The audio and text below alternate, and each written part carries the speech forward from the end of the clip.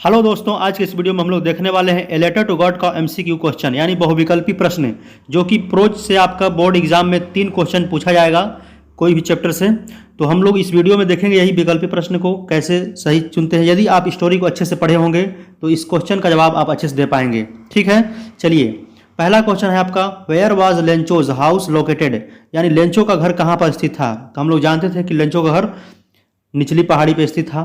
ठीक है, तो यहाँ पे क्या है, निचली पहाड़ी चोटी पर। ये आपका करेक्ट आंसर आपका हो जाएगा। बाकी आंसर पढ़ने की जरूरत नहीं है। यदि आप स्टोरी को पढ़े हैं तो दिमाग में चल रहा होगा निचली पहाड़ी की चोटी पे, तो पहला ऑप्शन लग गया आपको, दिख गया यहाँ पे। तो इसको क्या करना, आपको पहला ऑप्शन सही कर देना है, गोले को काला कर देना है OMR शीट पर। चलिए दूसरा क्वेश्चन देख लेते हैं। Which things were visible from the हिल, यानी पहाड़ी पर से कौन सी चीज़ें दिखाई देती थी। तो हम लोग पढ़े थे द रिवर, पके हुए मक्के के खेत, फूल, ये सभी यानी सभी दिखाई दे रहे थे। तो आपका ऑप्शन डी हो जाएगा। आपको डी ऑप्शन गोले में काला कर देना है। ठीक है, तो ये चलिए अगला तीसरा देखते हैं क्वेश्चन। तीसरा क्वेश्चन है आपका, what was the only thing that the earth needed according to Lencho, यानी लेंचो के अनुसार धरती को केवल किस चीज़ की आवश्यकता थी। A snowfall, a shower, sunlight, none of these, यानी कि हमको एक बौछार की ज़रूरत थी उसको ना, लेंचो के अनुसार एक बौछार की ज़रूरत थी धरती को। तो यहाँ पे क्या हो जाएगा, ऑप्शन इसमें क्या है, ए शावर। ये शावर यानी होता है ए बौछार, एक बौछार की ज़रूरत थी। ऑप्शन बी आपका हो जाएगा करेक्ट। चलिए तीसरा आपका क्वेश्चन, चौथा क्वेश्चन आपका है, what was Lencho's wife preparing, यानी लेंचो की पत्नी क्या तैयार कर रही थी। तो हम लोग स्टोरी में पढ़े थे कि लेंचो की पत्नी जो थी रात का खाना तैयार कर रही थी, तो इसको बोलते हैं सपर। तो बाकी ऑप्शन पढ़ने की जरूरत है नहीं। ठीक है, तो आपका आंसर क्या हो जाएगा, ए सपर। सपर को आपको सही कर देना है, ट्रिक कर देना है, ट्रिक नहीं करना सॉरी, आपको MR शीट मिलेगा। अगर ऐसा विकल्प आता है तो उसमें प्रश्न का उसको काला करना पड़ेगा। ठीक है, चलिए 5 नंबर क्वेश्चन है आपका, how did Lencho feel, how did Lencho feel when he सा his fields covered with the certain of rain, यानी कि लेंचो कैसा महसूस किया जब उसने अपने खेतों को बारिश के पर्दों से ढका हुआ देखा था। तो इसमें आपका ऑप्शन है पहला, satisfied, unsatisfied, well passed, none of this, यानी इनमें से कोई नहीं।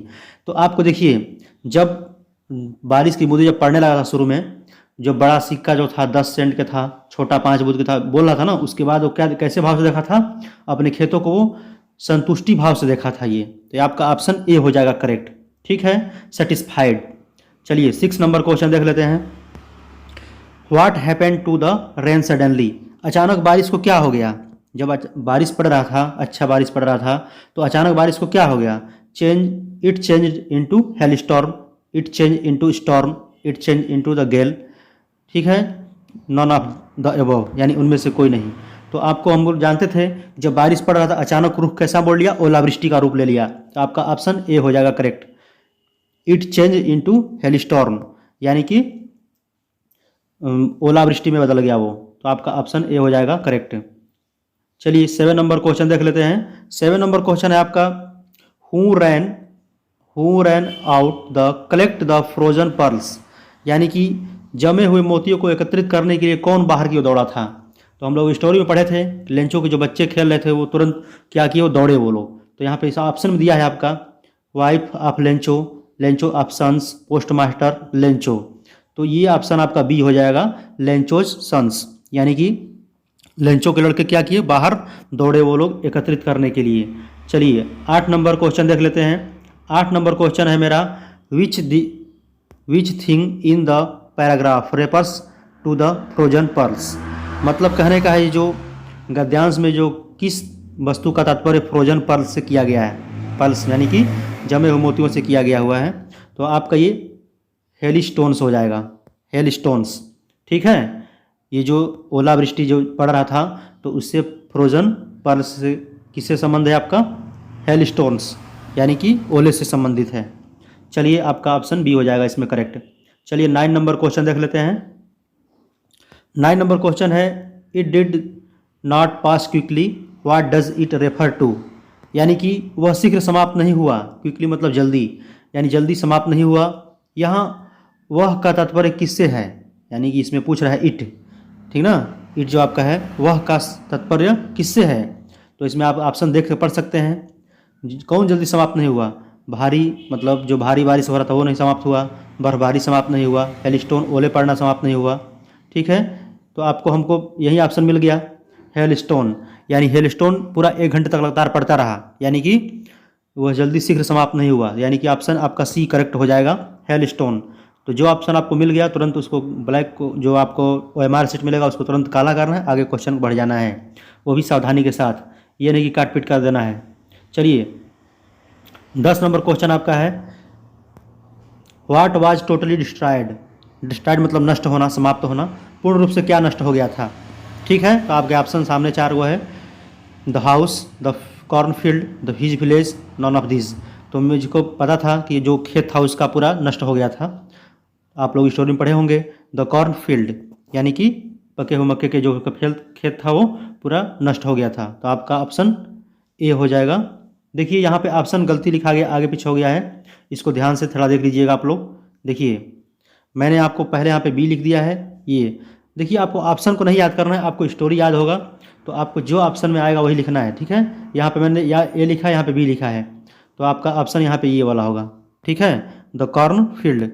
तो आपको बस आंसर को याद करना है, हो सकता है आपके परीक्षा में, मेरे में यहाँ पे ए दिया है, आपके डी दे देगा, तो आपको डी को भरना होगा, ऑप्शन को याद नहीं करना है, केवल स्टोरी के भाव को समझ करके आंसर देना है हम लोगों को। चलिए 11 number question, Lencho's house was filled with. ठीक है, यानी कि लेंचो की आत्मा किससे भर गई थी? हैप्पीनेस से, सैडनेस से, डलनेस से, चीरफुलनेस से। तो हमको ये पढ़े थे हम लोग स्टोरी में कि पूरा दुख से भर गया था बेचारा वो। ठीक है, यानी कि सैडनेस। ठीक है, तो आपका ऑप्शन क्या हो जाएगा? Sadness, B. ठीक है, मेरे में बी ऑप्शन दिया है, हो सकता है आप में डी दे दे, ए दे दे, तो उसको ध्यान से आपको अपने जो OMR शीट में गोले को काला करना है। ठीक है, चलिए 12 नंबर क्वेश्चन देखते हैं। 12 नंबर क्वेश्चन है आपका, which thing was worse than plague of locusts. Locusts मतलब होता है टिड्डा। ठीक है, टिड्डियों, इसमें एस लगा दिया गया है, लोकस्ट्स सब पढ़ेंगे। तो टिड्डियों के दल से भी क्या बुरा था? जो खेत में गया था अपने बच्चों से कह रहा था ना कि टिड्डियों के दल भी इतना छोड़ जाता है जितना ये ओले नहीं छोड़े, तो इससे क्या बुरा था? वो टिड्डियों के दल से भी क्या बुरा था?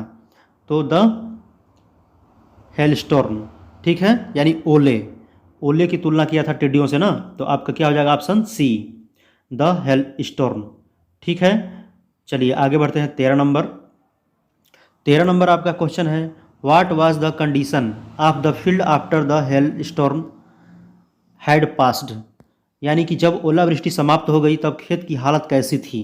तो आपको ऑप्शन को ध्यान से पढ़ लेना है, ऐसा भी ऑप्शन दे सकता है बोर्ड परीक्षा में। पहला ऑप्शन दिया गया है the corn was totally destroyed, B option है the flowers were gone from the plants. यानी कि ये पूर्ण रूप से क्या हुआ, मक्के खेत डिस्ट्रॉय तबाह हो गया, नष्ट हो गया था। बी ऑप्शन है आपका फ्लावर्स वर, यानी कि पौधों से फूल पूरे चले गए थे। तो इसमें आपको जल्दबाजी नहीं करना है, पहले क्वेश्चन को चारों पढ़ लीजिएगा। देखिए सी ऑप्शन में दिया गया है बोथ ए एंड बी, और डी में दिया है केवल ए ओनली, तो आपका आंसर इसमें सी हो जाएगा करेक्ट। क्यों? क्योंकि ये दोनों चीज़ हुआ था ना, अगर केवल इसको मारते हैं तो भी गलती हो जाएगा, केवल इसको मारते हैं तो भी गलती है, क्योंकि ऑप्शन में तो ये पहले से दिया हुआ है सी, बोथ। बोथ मतलब दोनों, यानी ए एंड बी, यानी दोनों घटना हुआ था। ठीक है, चलिए 14 नंबर क्वेश्चन आपका है, Lencho's compared the quantum of damage with. ठीक है, क्वांटम मतलब होता है भाग, ठीक है, मात्रा, यानी लेंचों के नुकसान के भाग की तुलना किससे की थी? तो आपका ऑप्शन है attack the by rats, plague of locusts, attack of crows, none of these. तो किससे नुकसान की भाग तुलना किससे की थी? वो आपका किया था प्लेग ऑफ लोकस्टस, यानी कि टिड्डियों के दल से वो तुलना किया था। तो आपका आंसर हो जाएगा सी, प्लेग ऑफ लोकस्ट्स। तो चलिए अगले वीडियो मिलते हैं, इसका बहुविकल्पी प्रश्न और भी आएगा अगले पार्ट में, मिलते हैं अगले वीडियो में, धन्यवाद।